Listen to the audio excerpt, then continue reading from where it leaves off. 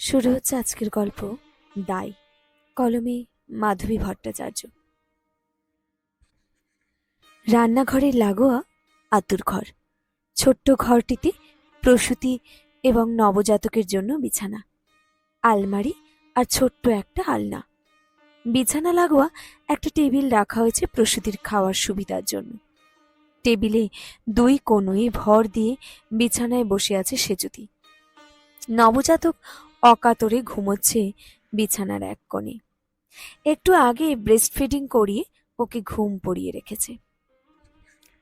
এই সূচকে চারটে খেয়ে নেওয়া, খিদেও পেয়েছে রাক্ষসের মতো। বিছানায় বসে থেকে পাশের রান্নাঘর থেকে শাশুড়ি এবং ননদের চাপা গলার কথা চালাচালি স্পষ্ট শুনতে পাচ্ছে সেজুতি।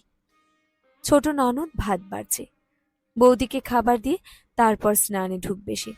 শাশুড়ি উপস্থিত সেখানে, তার গলা শোনা যায়, অল্প করে ভাত দি, বেশি খেলে পেট বড় হয়ে যাবে। এটুকুতে পেট ভরবে নাকি বৌদির মা? চাইলে দিবি, তখন অল্প করেই দিবি। ধুস, কণিকার বিরক্ত গলা শোনা যায়। যা বলছি তাই কর। কনকলতার ঝাঁঝালো গলা শোনা যায়। দীর্ঘশ্বাস ফেলে সেজুতি। প্রতিদিন ওই এক নাটক। তার পেট বড় হয়ে যাওয়া নিয়ে শাশুড়ি মার খুব মাথা ব্যথা। খিদে পেলে আজকাল মাকে খুব মনে পড়ে তাই। একটু পরে ভাত নিয়ে এলো কণিকা। থালাটা সেজুতির সামনে টেবিলে নামিয়ে রেখে বলল, খেয়ে নাও বৌদি, তোমার খাওয়া হয়ে গেলে আমাকে স্নানে যেতে হবে। সেজুতি বুভুক্ষুর মতো তাকালো থালার দিকে। আলু দিয়ে সজনে ডাঁটা চচ্চড়ি, মসুর ডাল, লাউ ঘন্ট আর মাছের ঝোল ছোট্ট ছোট্ট বাটিতে সাজানো। মাঝখানে ধবধবে সাদা এক মুঠো ভাত অহংকারী ভঙ্গিতে তাকিয়ে আছে। অহংকার তো হবেই, ওই এক মুঠো ভাতের জন্যই মানুষের কত কষ্ট, কত পরিশ্রম। সাবধানে খাওয়া শুরু করে সেজুতি। এক মুঠো ভাত কখন হাওয়ায় মিলিয়ে যাবে। তরকারি বাঁচিয়ে রেখে খেতে হবে, নইলে আর ভাত চাইতে পারবে না। পাতের ভাতটুকু সাফ করে সেজুতি ননদকে ডাকে। তখনও অল্প লাউ ঘন্ট আর মাছের ঝোল পড়ে আছে বাটিতে। কণিকা আসতে সলজ্জ মুখে সেজুতি বলল, আর একটু ভাত লাগবে, দেখো তরকারি পড়ে রয়েছে। পাতের দিকে তাকিয়ে চোখ কপালে ওঠে কণিকার। এইটুকু তরকারিও শেষ হলো না? ভাতগুলো খেলে কি করে? অমনি খেয়ে নিলে? সেজুতি চুপ করে থাকে, কি বলবে বুঝতে পারে না।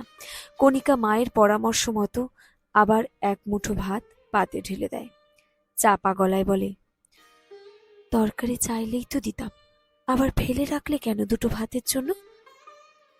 ধরা পড়ে গিয়ে সে যদি লজ্জা পাবে কিনা বোঝে না। পেটে দাও দাও করছে খিদের আগুন। লজ্জার মাথা খেয়ে করুণ চোখে সে বলে, আর একটু ভাত দাও তাহলে। কণিকা আরো এক মুঠো ভাত বৌদির পাতে দিয়ে আর দাঁড়ায় না। কাপড় চোপড় নিয়ে বাথরুমে ঢুকে যায় স্নান করবে। ভাত শেষ করে এঁটো বাসনগুলো নিয়ে বেরোলো সেজুতি। ধুয়ে আনবে নিজেই, নইলে প্রসূতির এঁটো যে ছবে তাকে আবার চান করতে হবে। আতুর ঘরে থাকতে এমন অসুবিধা আগে বুঝতে পারিনি সেজুতি। অবশ্য বুঝতে পারলেও বা কি করতে পারত। শ্বশুরবাড়ির নিয়ম, প্রসবের পর মার শিশুকে 1 মাস আতুর ঘরে থাকতে হবে, সকলের থেকে আলাদা হয়ে। এই 1 মাস নবজাতকের সঙ্গে মায়েরও অসহ্য। হসপিটাল থেকে এসে আতুর ঘরে ঢোকার পর 7 দিন পেরিয়েছে সবে। এই কদিনেই হাঁপিয়ে উঠেছে সেজুতি। নিজের ইচ্ছে মতো কিছুই করতে পারছে না। 3 বেলা খাওয়ার জন্য অন্যের দয়ের উপর নির্ভর করতে হচ্ছে। রান্নাঘরেও যদি ঢুকতে পারত।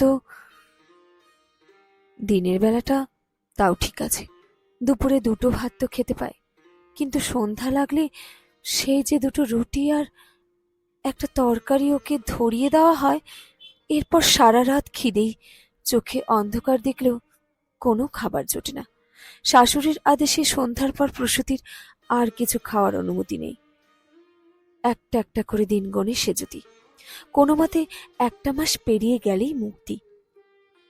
রান্নাঘরে ঢুকে নিজের ইচ্ছে মতো খেতে তো অন্তত পারবে, শাশুড়ির হিটলারি নিয়মকানুন তখন আর চলবে না। সন্ধ্যার পর ছেলেকে ঘুম পাড়াতে গিয়ে নিজেও ঘুমিয়ে পড়েছিল সেজুতি। ঘুম ভাঙল সায়ন্তনের গলার আওয়াজে। অবেলায় ঘুমোচ্ছ কেন? ওঠো, দেখো ছেলেটা কাঁথা ভিজিয়ে ফেলেছে। ধর্মর করে উঠে বসল সেজুতি। ছেলের জন্মের পর থেকে কত রাতের অনিদ্রা এভাবে ঘুম পাড়িয়ে দেয় ওকে সময়ে অসময়ে, তার কোনো হিসেব নেই। একটু সময় বসে থেকে ধীরে ধীরে ছেলেকে বুকে নিয়ে ভেজা কাঁথা পাল্টে দিল। তারপর ন্যাপি পাল্টে ছেলেকে আবার শুয়ে দিল বিছানায়। ছেলেও কেমন ঘুম কাতুরে হয়েছে। ভেজা বিছানাতেও দিব্যি ঘুমিয়েছিল এতক্ষণ। রাতে ঘুমোয় কম, তাই আগেই যত পারে ঘুমিয়ে নেয়। সায়ন্তন জামা কাপড় ছাড়ছিল। ও এই ঘরেই শোয়। ছোট্ট একটা খাট রাখা আছে এক কোণে। এই একটা ভালো ব্যবস্থা করেছেন শাশুড়ি, রাতে অন্তত বরকে পাশে পায়। ছেলে রাতে বেশি জ্বালাতন করলে দুজনে মিলেই সামলায়। জামা কাপড় ছেড়েই বাথরুমের দিকে গেছে সায়ন্তন।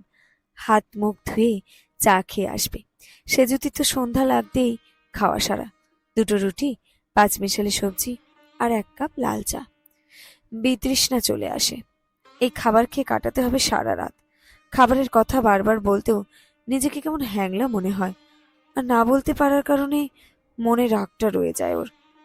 কিছুক্ষণ বসে থেকে আবার শুয়ে পড়তে গিয়ে সে যদি চোখে পড়েছে সায়ন্তনের খাটে পড়ে থাকা ক্যারি ব্যাগটার দিকে। অফিস থেকে ফেরার পথে নিশ্চয়ই টুকটাক বাজার করে এনেছে সায়ন্তন।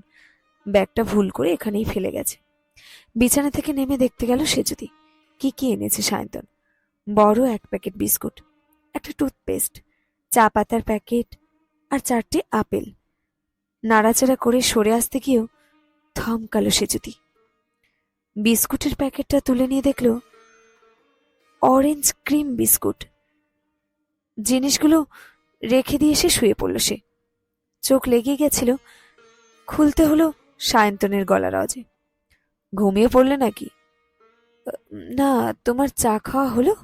সেজুতি উঠে বসেছে।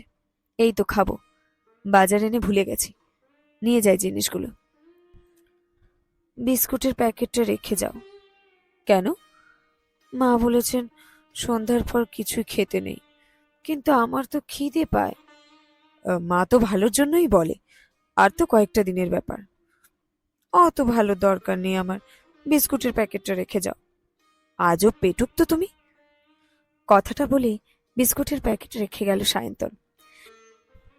রাতে সায়ন্তন ভাত খেয়ে এসে দেখল ছেলেকে ব্রেস্ট ফিডিং করাচ্ছে সেজুতি। একটু তির্যক চোখে বউয়ের দিকে তাকিয়ে নিজের বিছানায় গিয়ে বসল। ছেলেকে শুইয়ে দিয়ে নেমে এসে বিস্কুটের প্যাকেটটা খুলল সেজুতি। বিছানায় গুছিয়ে বসে একটার পর একটা বিস্কুট মুখে পুরতে লাগলো। খাওয়া শেষ করে ঢকঢক করে অনেকটা জল খেয়ে ঢেকুর তুলল একটা। সায়ন্তন এক দৃষ্টিতে দেখছিল বউয়ের দিকে। সেজুতির একটার পর একটা বিস্কুট চিবোনো, শেষে চোখ বুজে জল খাওয়া, ঢেকুর তুলে চোখের কোণে তৃপ্তির ঝলক, সবটাই খুব মনোযোগ দিয়ে দেখল। পরের দিন অফিস থেকে ফেরার পথে ভর্তি করে বিস্কুট, চানাচুর, চিড়ে ভাজার প্যাকেট নিয়ে এলো সে। ঘরে সেগুলো সাজিয়ে রেখে তাকালো সেজুতির দিকে। তোমার যখন খিদে পায় খেও। 2 দিন পরে এক সন্ধ্যায় রুটি তরকারি দিতে এসে কণিকা বলল, একটা চিড়ে ভাজার প্যাকেট নিয়ে যায় বৌদি, চায়ের সাথে খাবো। না, এগুলো আমার খাবার, ওটাতে হাত দিও না। তোমার দাদাকে বলো এনে দেবে। সেজুতি কঠিন গলায় বলল। কণিকা কিছুক্ষণ দাঁড়িয়ে থেকে চলে গেল চুপচাপ। সেজুতি তাকিয়ে রইল সেদিকে। নিজেরটা নিজেকেই বুঝে নিতে হয় কখনো কখনো। গত 2 দিন শাশুড়ি অনেক বিরক্তি প্রকাশ করেছেন। ঘরে খাবার রাখার ব্যাপারটা তার একেবারে পছন্দ হয়নি। যদিও সায়ন্তন পরিষ্কার জানিয়ে দিয়েছে এগুলি সেজুতির ঘরেই থাকবে। শাশুড়ির পছন্দ অপছন্দকে গুরুত্ব দেওয়ার দায় সেজুতির নেই। নিজের ভার যখন নিজেকেই নিতে হয়, অত কিছু ভেবে দেখার মানসিকতা তো তখন থাকে না। সেই দায়টা তখন অনেক বড় হয়ে ওঠে। মনে মনে একটু হেসে রুটি ছিঁড়ে মুখে পড়ল সে। শেষ হলো আজকের গল্প। কলমে মাধবী ভট্টাচার্য।